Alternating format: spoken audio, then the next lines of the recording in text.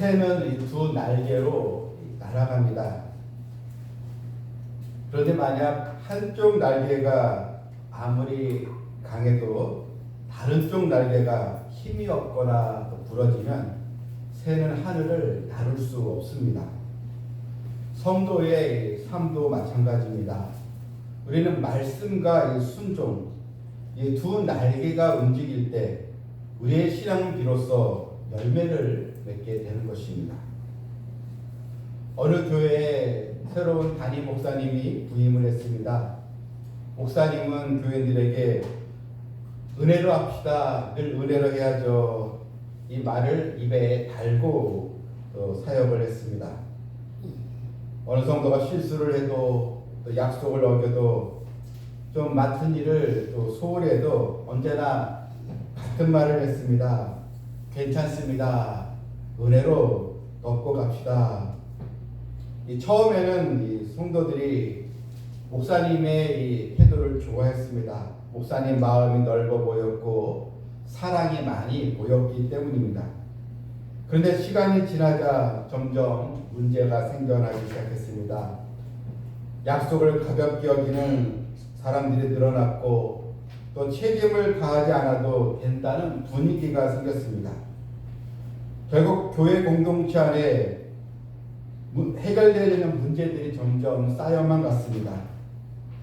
결국 성도들은 서로 은혜를 말했지만 서로를 믿지 못하고 서로를 신뢰하지 못하게 되었고 결국 목사님도 더 이상 그 교회에서 목회를 하지 못하게 되었다는 그런 이야기입니다.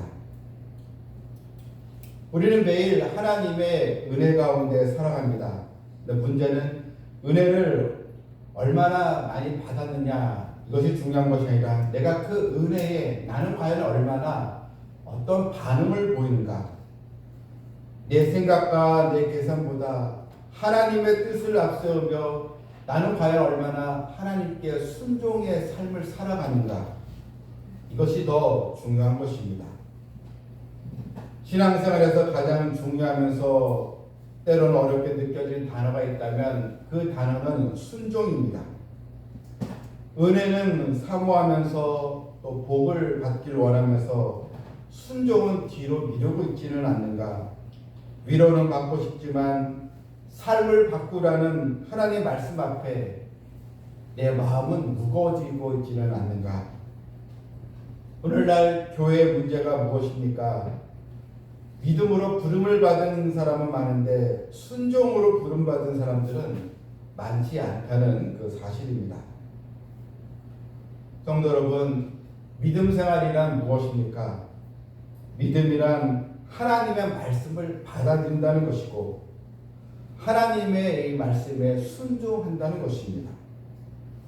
그러므로 신앙생활을 우리가 열심히 해야 되겠지만 더 앞서서 신앙생활을 잘해야 되는데 얼마나 내가 하나님의 뜻에 순종하면서 믿음 생활하는가, 여기에 더 관심을 우리는 가져야 되겠습니다. 오늘 읽어드린 사무엘상 오늘 본문 말씀 이 배경은 이제 이스라엘이 블레셋과의 전쟁을 하게 되었는데 그러면서 전쟁을 하면서 특별히 하나님은 이제 특별히 아말렉 족속이 또 있었습니다. 이 블레셋과의 싸움에서 승리하도록 해주셨는데 여기 이제 사울 왕은 이제 또 이 아말렉 족속을 또 싸워서 이겨야 되는데 하나님의 이 아말렉 족속에 대해서는 완전히 이 백성을 진멸하라. 그 가축까지도 멸하라. 이렇게 이제 아주 명확하게 명령을 해 주셨습니다. 그런데 사울 왕은 하나님의 명령에 순종하지 않았습니다. 아말렉 왕 아각을 살려두고 또 이 가축들은 좋은 것들은 취했습니다. 예, 사무엘 선지자는 사울 왕에게 왜 당신은 하나님 말씀에 순종하지 않습니까? 이렇게 지적을 했습니다. 이때 이 사울은 내가 순종 안 한 것이 아니고 좋은 것은 좀 추려서 하나님께 제사 드릴 때 사용하려고 했습니다. 이렇게 이제 변명을 하고 맙니다. 예, 사무엘은 왕이 하나님의 말씀을 버렸습니다. 그러므로 여호와께서 왕을 또 버려 왕이 되지 못하게 할 것이다. 이렇게 사울에 대한 심판의 메시지를 이제 전합니다. 블레셋을 이기게 해주신 하나님, 근데 이 아말렉과의 전쟁에서도 순종해야 됐습니다. 그런데 이 아말렉과의 전쟁은 다른 전쟁과 좀 달랐습니다. 이 아말렉 족속과의 전쟁은 단순한 전쟁 명령이 아니고 하나님의 공의로운 심판이 담긴 싸움이었습니다. 아말렉 족속은 예전에 이스라엘 백성들이 애굽에서 나올 때 그 뒤에서 이스라엘의 그 후미를 쳤습니다. 특별히 연약한 자들, 어린아이들, 뒤에 처져 있는 연약한 자들을 뒤에서 공격을 했습니다. 하나님께서 이스라엘 백성을 애굽에서 탈출시켜서 가나안 땅으로 진군하게 해주는데 하나님의 이 길을 막아버린 것입니다. 하나님은 그들의 죄를 기억하고 때가 되어 심판을 하시게 될 것입니다. 이 족속을 완전히 멸하라. 바로 하나님의 심판이 담긴 바로 전쟁이었던 것입니다. 그런데 사울은 하나님의 명령에 순종하지 않았습니다. 왜 사울은 순종하지 않았을까요?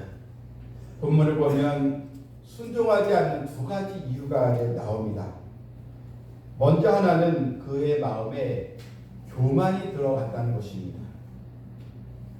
처음에 사울은 믿음에 신실하고 겸손한 자였지만 왕이 되고 나서 마음이 바뀌어서 내가 최고지 하면서 교만이 들어갔습니다.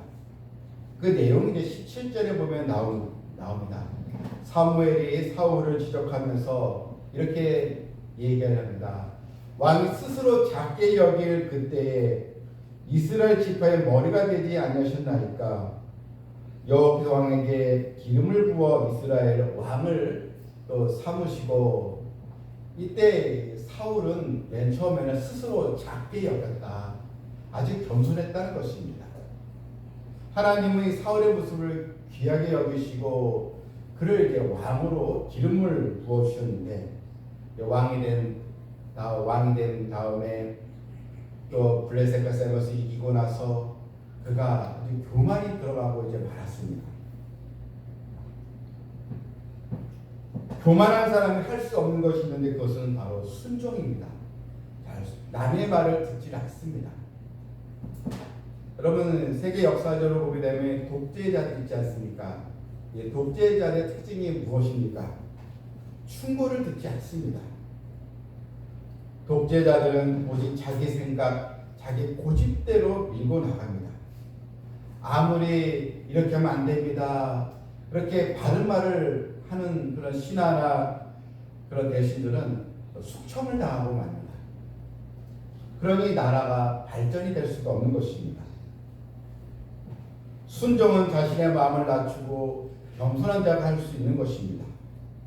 예수님은 하나님 앞에 철저히 낮아지시고 순종하셨습니다. 예수님의 일생은 자신을 낮추고 하나님께 온전한 순종의 삶으로 나아가셨습니다.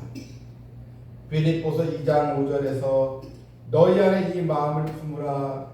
그리스도 예수의 마음이니 그는 근본 하나님의 본체시나 하나님과 동등됨을 취할 것으로 여기지 아니하시고 오히려 자기를 비워 종의 형체를 가지사 사람들과 같이 되셨고 사람의 모양으로 나타나사 자기를 낮추시고 죽기까지 복종하셨으니 그 십자가에 죽으십니다.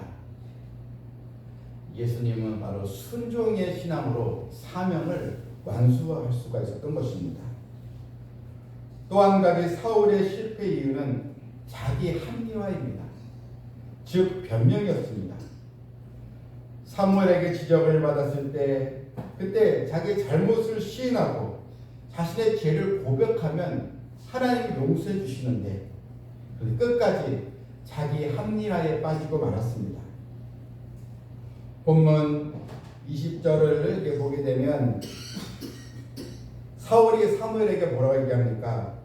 사울이 사무엘에게 이르되 나는 실로 여호와의 목소리를 청종하여 여호와께서 보내신 길로 가서 아말렉 왕 아각을 끌어왔고 아말렉 사람을 지멸하였으나 다만 백성이 그 마땅히 멸할 것 중에서 가장 좋은 것으로 길갈에서 당신 하나님 여호와께 제사하려고 양가소를 끌어왔나이다. 여러분, 사울은 백성들 때문입니다. 이렇게 백성들에게 책임을 전가하고 있습니다. 분명히 하나님은 명령하셨는데 왕에게 주셨는데 그런데 백성들이 하도 원하니까 백성이 너무 다 가축을 멸하면 아깝지 않느냐. 그래서 백성들이 원하니까 또 좋은 것은 하나님 제사 드리면 되지. 그렇게 해서 백성들 때문에 제가 이런 선택을 했다. 이렇게 변명을 하고 만 것입니다. 여러분, 하나님의 말씀은 나를 변화하는 수단이 되어서는 안 됩니다. 오히려 말씀은 나의 잘못을 깨닫게 하고 나를 낮아지게 하는 것입니다. 시편 119편 67절 보면 고난당하기 전에는 내가 그릇 행하였더니 이제는 주의 말씀을 지키나이다. 제가 고난당하기 전에는 불순종의 삶을 살았는데 고난을 당하고 나니 내가 너무 교만했었구나. 내가 그릇된 길을 가서 그것을 깨닫게 되었다고 고백하는 그런 시입니다. 그래서 이제는 주의 말씀을 지키겠습니다. 여러분, 누구나 실수할 수 있고 잘못할 수 있습니다. 중요한 점은 얼마나 잘못을 뉘우치느냐 하는 것입니다. 다윗은 충신 우리아의 아내 바세바를 범하고 자신의 죄를 감추기 위해 우리아를 위험한 전쟁터에 보내서 죽게 했습니다. 이런 다윗의 모습에 하나님은 나단을 보내셨는데 자신의 죄를 지적하는 나단 선지자 앞에서 다윗은 자기 합리화나 변명을 하지 않았습니다. 그는 자신의 이런 죄가를 깨닫고 밤새 울면서 통곡하며 회개를 했습니다.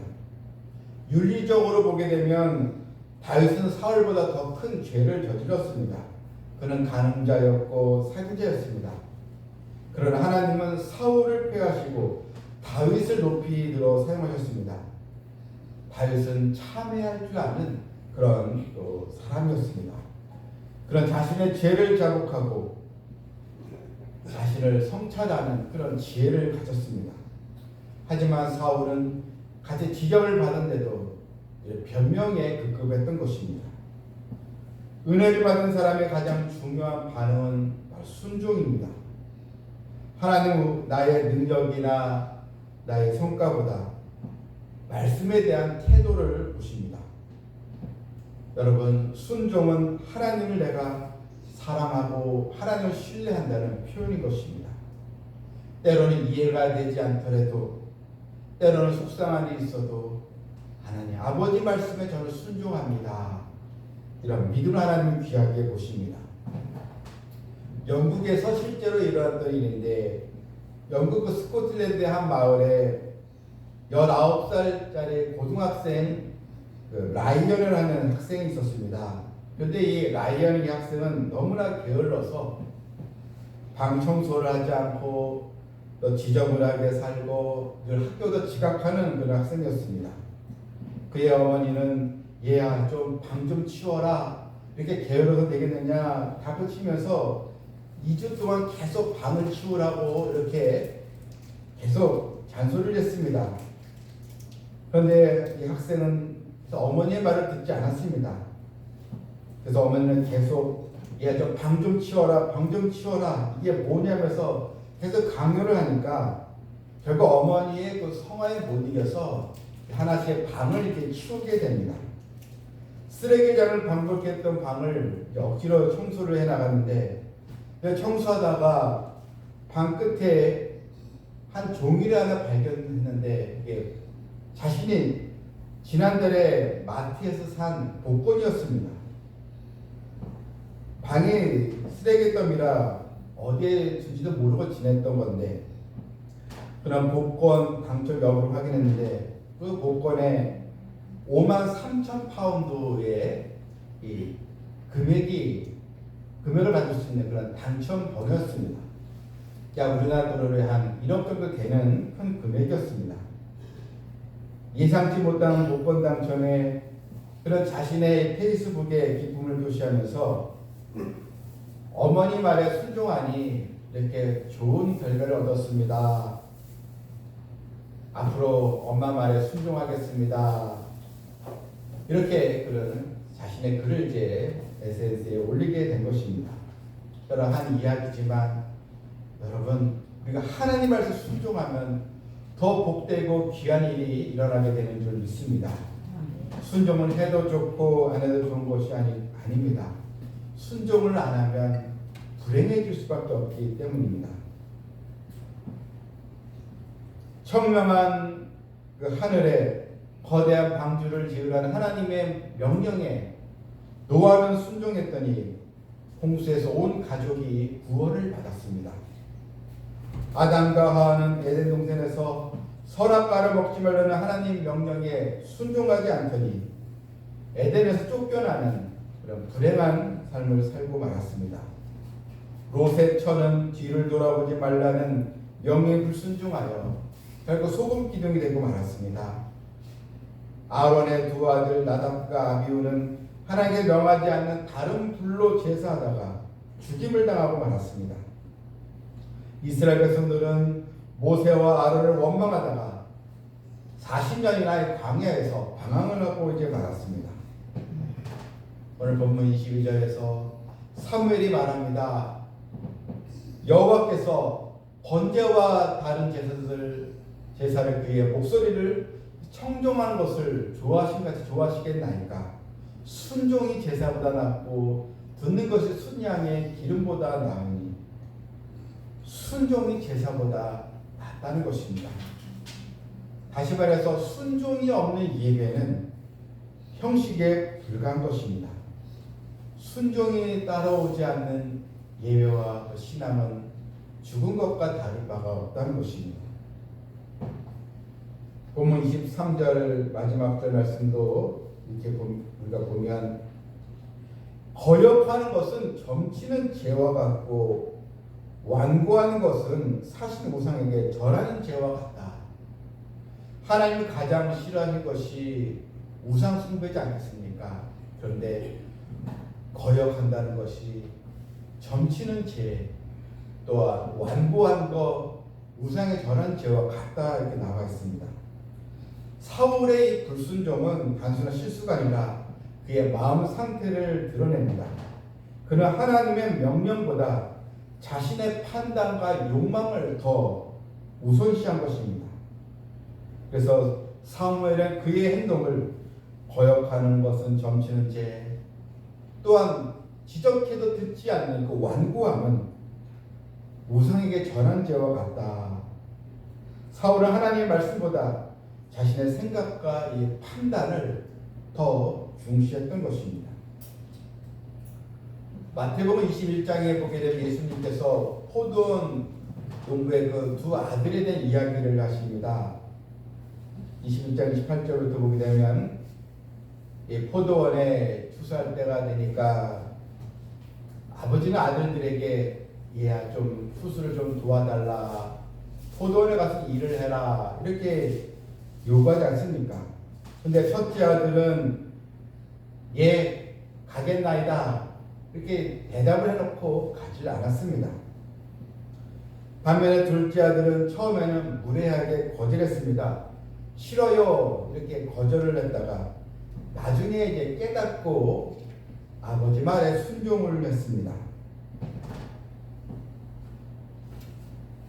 여러분, 성경은 예수님은 그래도 첫째 아들보다 뒤늦게 뉘우치고 아버지의 말에 순종한 이 둘째 아들이 더 귀하다 이렇게 주님은 말씀하신 것입니다.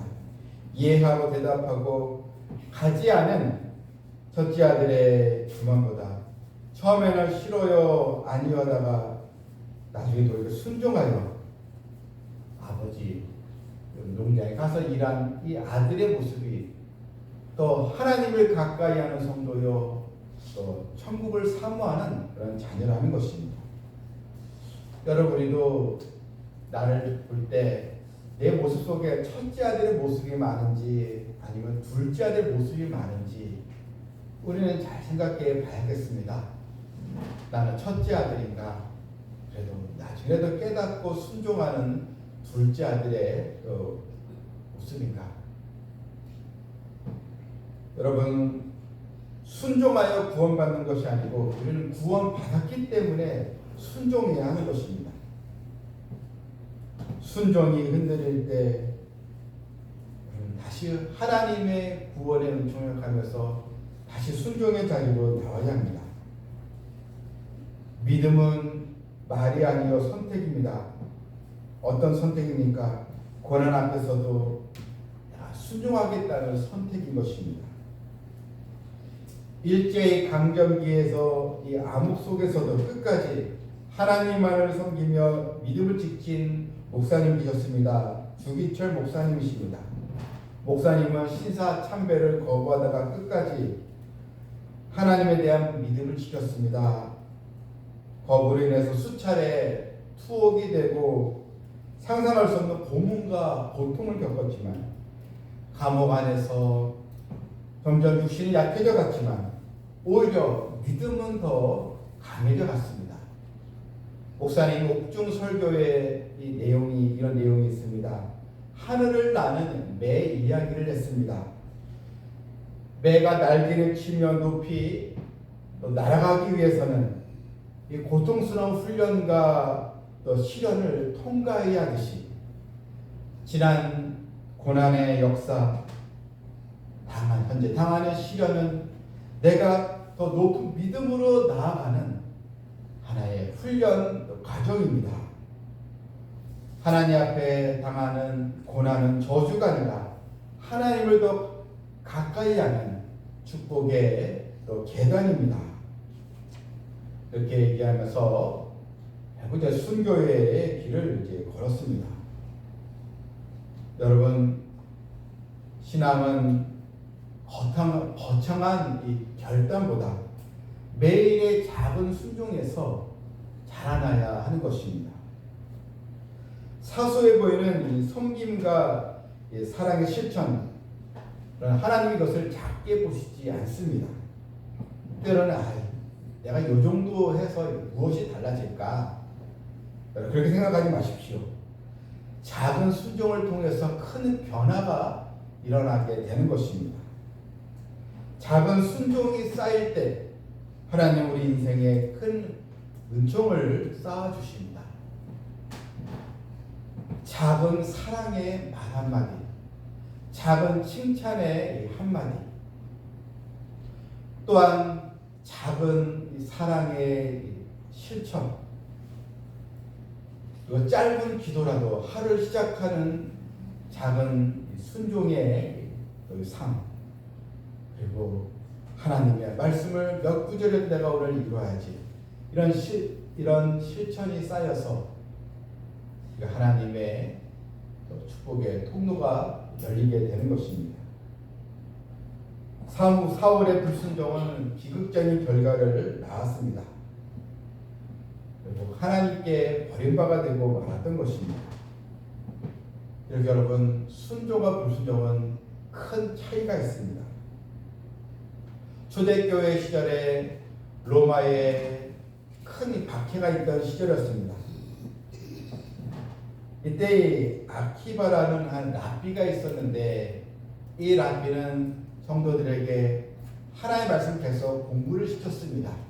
말씀 공부를 시켰는데 근데 공문이 하나 날아왔습니다. 앞으로 성경을 가르치거나 계속 성경 공부 있으면 다 감옥에 집어넣겠다. 그리고 인도자는 죽음을 면치 못할 것이다. 이런 협박 공문이 왔습니다. 이때 두려워하고 있는 그 성도들에게 아키바의 랍비는 이런 설교를 합니다.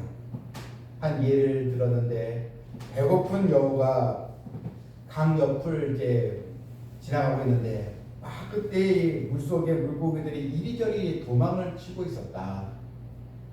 도망을 치는 이 물고기를 보면서 이 여우는 이렇게 얘기를 했다.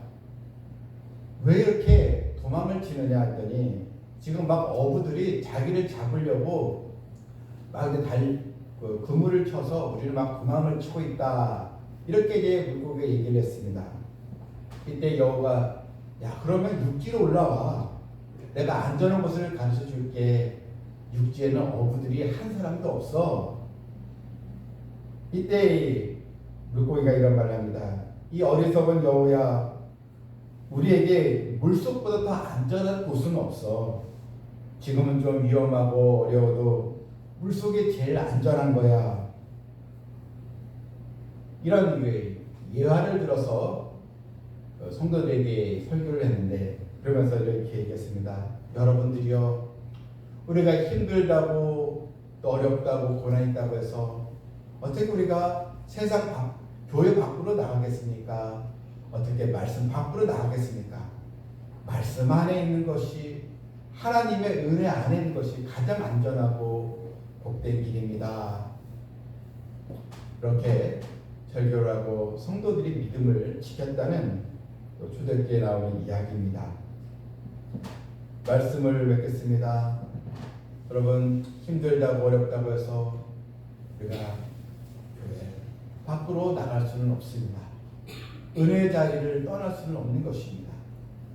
내가 기도하는 자리, 예배하는 자리가 축복의 자리인 줄 믿으시길 바랍니다. 순종의 삶은 하나님의 축복을 여는 열쇠입니다. 교회 안에서도 말씀에 귀를 기울이고 때로는 또 목회자가 권면하면 잘 또 듣고 또 우리 성도들이 서로 말씀으로 함께 또 나누고 권면할 때 같이 또 깨닫고 그런 은혜가 있어서 하나님 말씀에 순종하여 하나님의 축복을 받는 성도 되기를 주님의 이름으로 축원합니다. 하나님 아버지, 우리에게는 말씀의 은혜는 있지만 과연 순종의 은혜는 있는지요? 이제 우리가 말씀과 순종의 두 날개를 펴고 하늘 높이 또 날아가는 그런 성도로서 하나님의 복을 받길 원하옵나이다.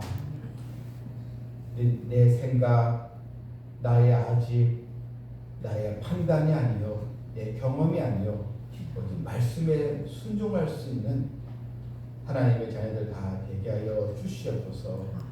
불순종 얼마나 큰 죄악인가. 거역하는 것이 점치는 죄와 같다 하였사오니 우리가 그동안 수많은 불순종의 모습을 이 시간에 회개합니다. 작은 거 하나부터 실천해 나갈 수 있도록 인도하여 주시옵소서.